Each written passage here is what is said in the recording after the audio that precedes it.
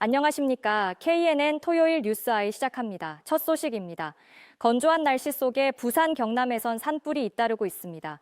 특히 어제 성지곡 수원지 인근에선 2번이나 불이 났는데요. 고의로 불을 지른 방화에 무게감이 쏠리고 있습니다. 조진욱 기자의 보도입니다. 부산 성지곡 수원지 인근에서 불이 난 건 20일 오후 3시 반쯤. 이후 270m 떨어진 곳에서 또다시 불이 났습니다. 여기 불이 난 곳을 보면 주변에 이렇게 마른 낙엽들이 많아서 자칫 대형 산불로 이어질 뻔했습니다. 유동인구가 많은 도심산에서 그것도 오후 시간대 산발적으로 일어난 화재에 경찰은 고의로 불을 질렀을 가능성을 열어놓고 수사하고 있습니다. 하지만 산의 특성상 CCTV 등이 부족하다 보니 아직 범인을 특정하지 못했습니다. 동시에 이달 초 인근 세미산에서 난 산불의 화재 원인도 관심거리입니다. 현재 산림청이 조사를 하고 있는데 당시 추위로 나무들이 언 상태였던 걸 감안하면 자연발화보다 실화나 방화 가능성에 무게가 쏠립니다. 담배불도 아닌 것 같아요. 담배불 저도 피우고 뭐 저도 일하겠습니까? 얼마나 말라있노 지금. 여기서 지금 이런 걸 한다는 건 죽이나간 사람이지. 와, 이해가 안 된다.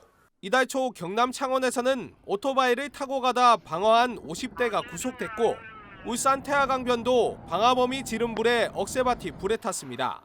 방화라는 것도 결국은 욕구의 분출이거든요. 한 번, 두 번 계속 하게 되고 또 잡히지 않고 연쇄 방화범 같은 경우는 잡히기 전에 끝나지 않죠. 현행법상 방화는 7년 이상 15년 이하의 징역형을 받지만 산불 가해자가 붙잡힌 경우는 30%대에 불과합니다. 한편 오후 4시 경남 창원시 의창구 복림동의 한 야산에서 불이 났습니다. 산림당국과 소방은 헬기 등을 긴급 투입해 1시간여 만에 큰 불을 잡았습니다. KNN 조준욱입니다. 창원시 안골동 일대 바다를 매립해 신항만 배후단지를 조성하는 사업이 23년 만에 결국 무산됐습니다. 매립 면허가 있던 두산이 사업을 포기한 것으로 확인됐는데요. 주민 분노와 함께 20년 가까이 사업을 끌어온 두산 측에 대한 비판이 터져 나오고 있습니다. 김수윤 기자가 보도합니다. 경남 창원시 진해구에 있는 안골만 매립 예정 부지입니다. 2002년부터 추진된 안골만 매립 사업은 65만여 제곱미터 바다를 매립해 신항만 배후주거단지를 조성할 계획이었습니다. 지난 2007년 당시 두산중공업이 부산해수청으로부터 매립 면허를 취득했지만 공사는 이뤄지지 않았습니다. 당초 계획대로라면 지난해 10월 착공에 들어갔어야 했지만 공사는 이뤄지지 않았고 결국 사업은 무산된 것으로 확인됐습니다. 두산에너빌리티는 다른 사업에 집중하기 위해 안골만 매립 사업을 포기했다고 밝혔습니다. 20여 년 동안 이 일대는 매립 예정지로 묶여 장사나 어업 활동도 금지돼 주민 불만이 컸습니다. 굴 양식장을 그 권리를 포기하고 도시계획을 주민들이 허가를 해준 것인데 그러니까 그동안 양식을 못했으니까 주민들이 얼마나 그 생활고에 시달렸겠어요. 생계를 위해 20년 넘게 과태료까지 내며 불법 굴막 장사를 해오던 주민들도 분노하고 있습니다.